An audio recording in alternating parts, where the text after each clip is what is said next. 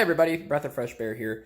I am out in my container garden in my garage that I have started, and I just wanted to go ahead and give you guys a rundown of all the seeds and stuff that I have and show you some of the first things that I've gotten started, as well as a few experimental type things that we're doing as well, just to try some new things out. So without further ado, let's go ahead and get started. And just so you guys can see, this is how I plan on doing the starter plants. And you can see here, these are just solo cups, and they're about yay far away from the light. You can see there it's about 70 degrees in here right now, just under. Good starting temp, but I'll get that warmer here. But this right here is just how I'm starting out the seeds, just in solo cups. They're really easy to dump the roots out of, and I just make these little cuts right here in the bottom so that the water can drain out of them so the soil doesn't stay super saturated. Right here I've got some black beans, just doing the planting the pantry thing. The black beans will grow, pinto beans will grow if you do that. I'm trying a potato from the store, and that's the experiment you see there, to see if I can get that to grow. If it does, I'll transplant that into a much larger container and cover it with a lot more dirt, as that's how they do their thing, or I'll just plant more.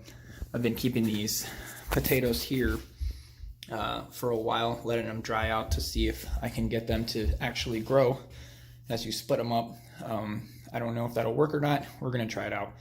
But then I've got behind that some bush beans. Those are like a green bean type bean.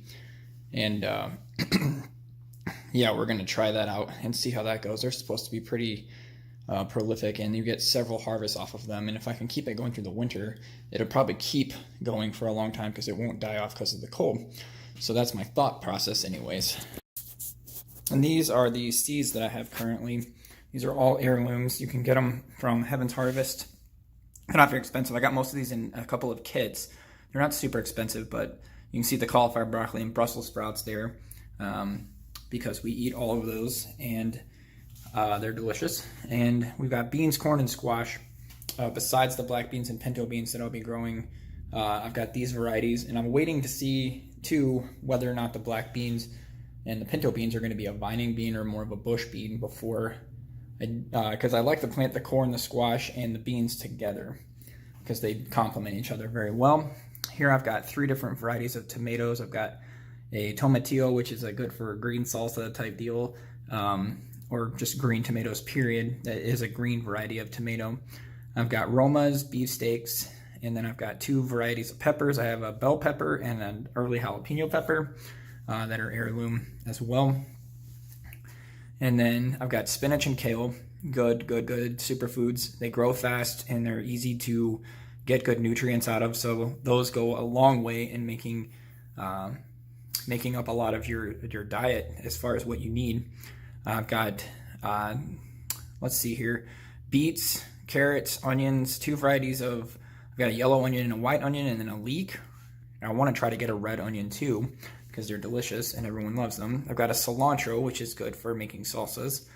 And then I've got pumpkins, cucumbers, and watermelons. I haven't had any luck this year with getting watermelons to even want to germinate. It's been too chilly so far still, which is part of what we'll be talking about here in a little while on my channel, and the fact that just the normal stuff that's going on right now in the weather and the climate, the solar minimum and all that stuff, it's a cycle that happens, and we've talked about that before.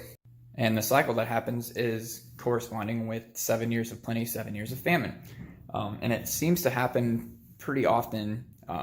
As far as math is concerned, you can trace it back to 1700s, 1800s, 1900s. There was all periods of famine because the polar vortex and the solar minimum, it's just the way that God set it up. I don't know that much about it. I'm trying to do a little bit more research into it, but if we know these things, then we shouldn't be surprised, and can adjust our growing seasons accordingly, and can watch for things like mildew and different diseases and stuff that'll pop up in crops due to the fact that the UV light's not as abundant, which is one of the reasons why I want to try to do an indoor grow setup as well as an outdoor grow setup to see which one actually produces more crops and fruit, because that is a different way that I can kind of control the environment and the climate and what they're exposed to as well.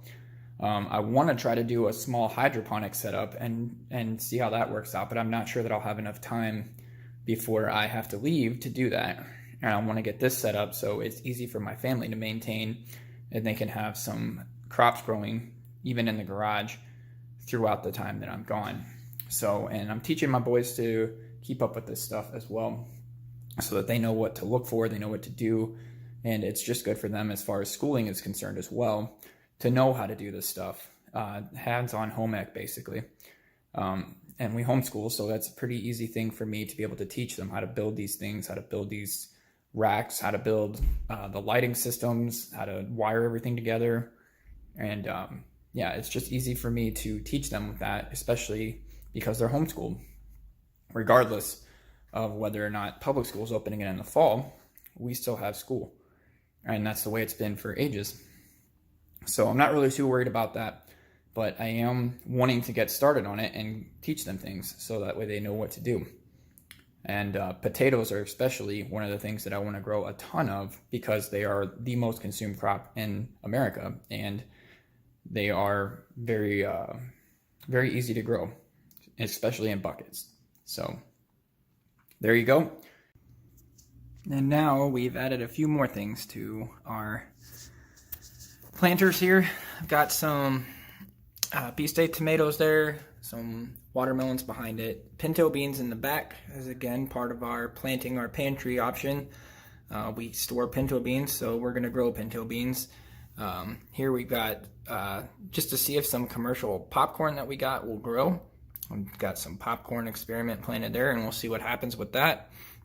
We've got some kale, some spinach, all planted as well. So 6 more things that we've added to our starters. These are starting everything from seed. All these are heirloom seeds, and we will see what happens here. I haven't had a lot of luck with some of these outside, again, due to the chilly temperatures, but in here, we've got almost 70 degrees, and it's probably not even 60 degrees outside right now.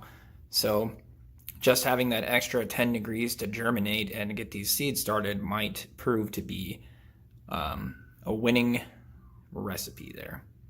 Just so you guys can see, I am adding more, and will continue to add more as time goes on here.